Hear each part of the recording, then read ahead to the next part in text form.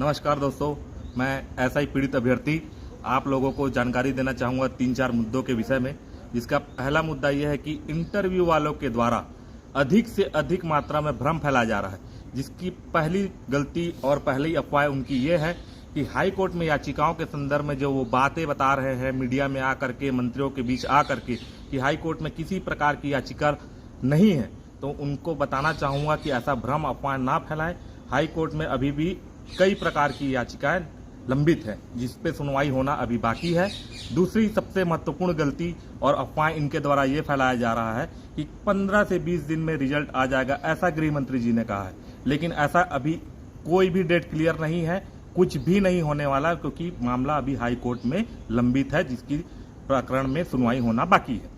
तीसरा जो है मुद्दा इनका ये था कि हम जब आंदोलन के लिए गए, हमारे युवा साथी हमारे साथ आए, वो अपनी बातें रखे, अपनी मांगे रखे, वो मीडिया में आके अगर बात रखे, तो हमारा जो मोटिव था, जो आंदोलन था, वो इस बार एसआई पीड़ित अभ्यर्थियों के साथ साथ अन्य युवाओं के जो बेरोजगारी से जुड़े हुए मुद्दे हैं, हम उन पे भी उनको एक प्लेटफॉर्म सेट करके दिए थे कि आप आइए और सरकार से अपनी बातें रखिए।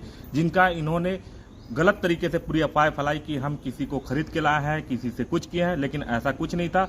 हमने युवाओं के प्रति सोच करके एक प्लेटफॉर्म सेट किया था।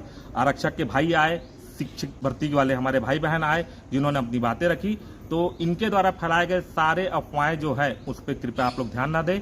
चौथा जो है, इन पे अनशन की बात जो आई, जो इन्होंने अनशन तोड़ा है वो किसी के कहने पर या किसी के आने पर नहीं, इनको पता चल गया था कि इस भर्ती में समय लगने वाला है।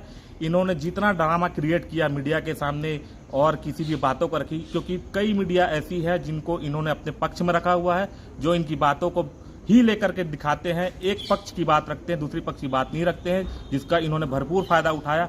सिंपैथी हासिल करने की कोशिश की, अनियमितताओं से भरी भर्ती को इन्होंने दिशा मोड़ करके अलग अलग ढंग से पेश किया, जिसको ये सहानुभूति के जरिए भ्रष्टाचार की भर्ती का रिजल्ट पाना चाहते हैं। लेकिन इस भर्ती में बहुत सारी अनियमितताएं हैं। पुलिस के द्वारा इनके रात के समय गृह मंत्री के निवास के जाने की आग्रह किया गया था, गृह मंत्री स्वयं इनको आग्रह किए थे, लेकिन इन्होंने उनकी भी बातों को मान नहीं रखा। रात भर वहां पे इन्होंने अपना समय व्यतीत किया।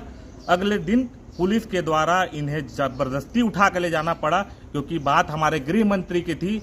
और मुझे जहां तक जानकारी है कि कुछ अभ्यर्थी ऐसे थे जो एकदम अपनी गरिमा को ही पूरी लांघते गए, उस पर थोड़ा सा अत्याचार अगर कुछ हुआ है तो वो सारी चीजें वहां पे पुलिस के द्वारा करनी पड़ी है। मुख्यतः मैं आप लोगों के बीच में आ करके इन सारे 3, 4, 5 बिंदुएं जो थी और जितनी सारी बातें मैंने आपसे कही, ये बातें मैं आपके समक्ष रखना चाहता था। इसके लिए आप सभी का धन्यवाद।